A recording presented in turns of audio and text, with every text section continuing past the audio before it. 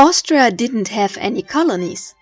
Or did it? In fact, the Habsburg Empire came close to establishing its own colonial empire on several occasions, only to fail at the last moment every time. When we think of colonialism, the British Empire or France immediately come to mind, powers that extended their influence in Africa, Asia, and America, conquering territories and expanding their power. But what about the Austrian Empire? The Habsburg family did not possess a large, contiguous colonial empire in the classical sense. Nevertheless, over the centuries, there were various colonial possessions and ambitions, which we will discuss in this video.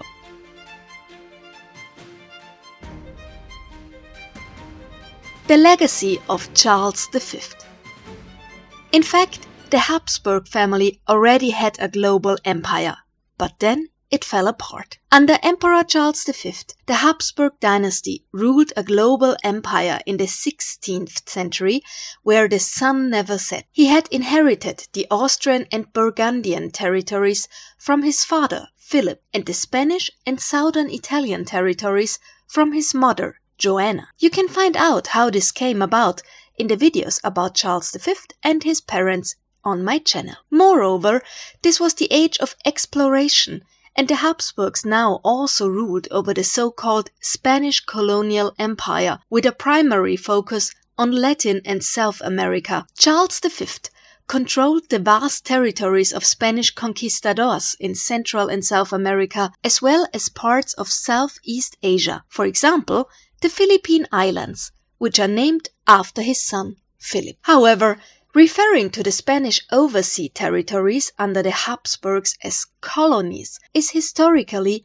and legally inaccurate, since these territories were not considered foreign possessions but integral parts of the Spanish crown. For this reason, the Spanish Habsburg overseas possessions are more accurately described as viceroyalties or kingdoms of the Crown of Castile. So what exactly is the difference from colonies? In modern times, a colony, from the Latin colere, to cultivate, to work the land, refers to a foreign, dependent territory of a state without its own political and economic power. The legal status. After the conquest, the American territories were incorporated into the Crown of Castile, not as colonies, but as kingdoms. The indigenous people were legally considered vassals of the Spanish king, not colonial subjects without rights. The administration by viceroyalties. Administration was not carried out by a colonial trading company, but by viceroys, who directly represented the king in Spain. The structure resembled the administration of European provinces. The religious integration. The integration of the indigenous population into the Catholic Church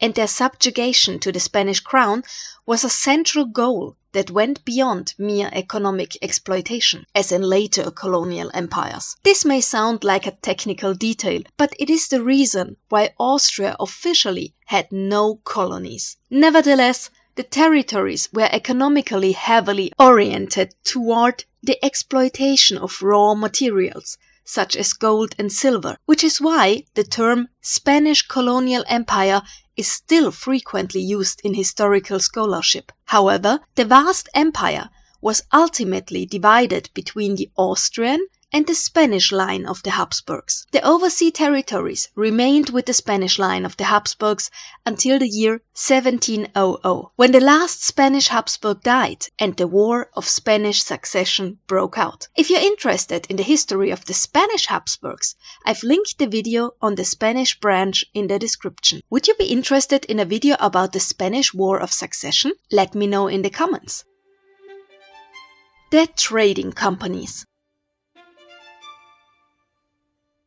With their defeat in the War of the Spanish Succession, the Habsburgs lost not only Spain, but also all their overseas possessions. Suddenly, they were no longer part of a global network and now faced significant disadvantages in overseas trade as well. Now things get concrete. In the 18th century, Austria actively sought to participate in the lucrative overseas trade, but Denmark, Portugal, Spain, France, the British Empire, and the Netherlands were far ahead of them. Let's turn first to Asia. In 1722, Emperor Charles VI founded the Imperial East India Company in the Austrian Netherlands, today's Belgium. It maintained bases in India and China and made surprisingly good profits. Under pressure, primarily from England and the Netherlands, it had to be dissolved in 1731. No one wanted an additional competitor in the Asian trade arena,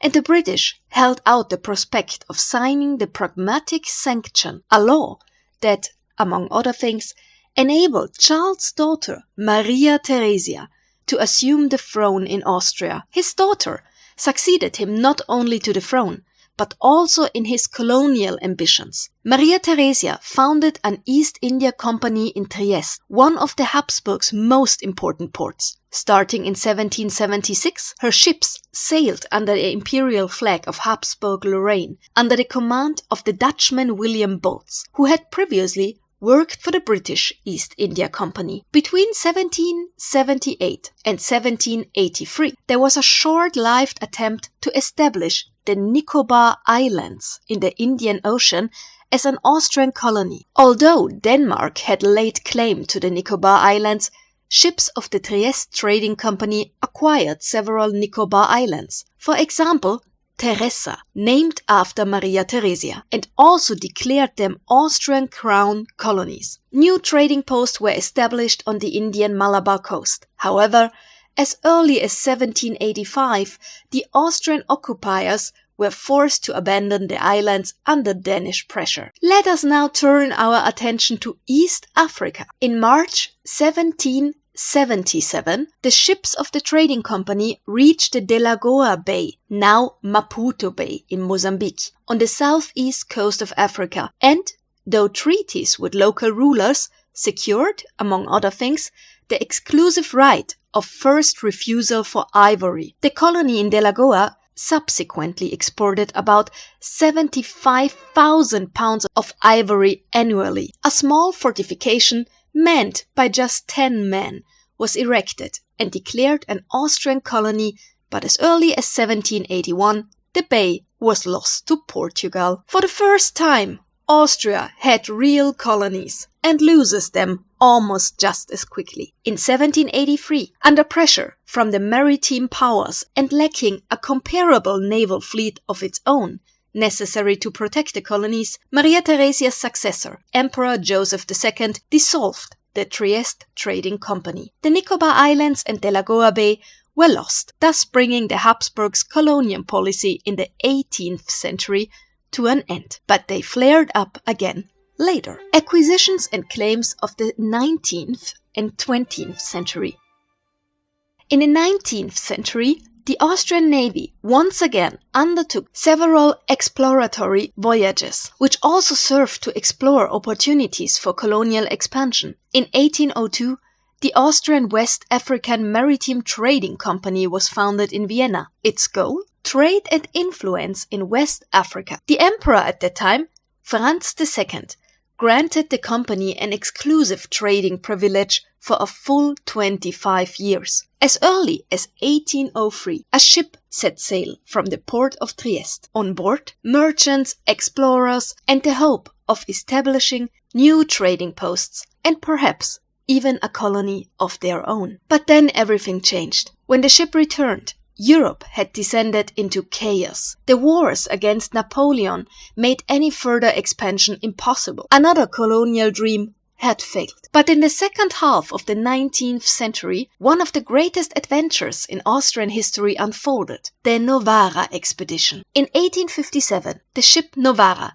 set sail from Trieste and a voyage around the world. But colonial ambitions were at the play here as well. One of the destinations was, once again, the Nicobar Islands. Austria was considering taking over the archipelago as a colony. In 1858, the Novara reached the islands, but in the end, nothing happened. No occupation, no flag, no colony. Instead, the ship returned in 1859 with a wealth of scientific discoveries, a triumph for research, but not for colonial ambitions. Yet, they did not give up. One expedition was still expected to yield territorial gains, namely the North Pole expedition. In 1872, Austria-Hungary embarked on a completely different adventure. An expedition set sail for the North Pole aboard the ship Admiral Tegethoff. But there were difficulties. The ship remained stuck in the pack ice for over a year. Eventually, however,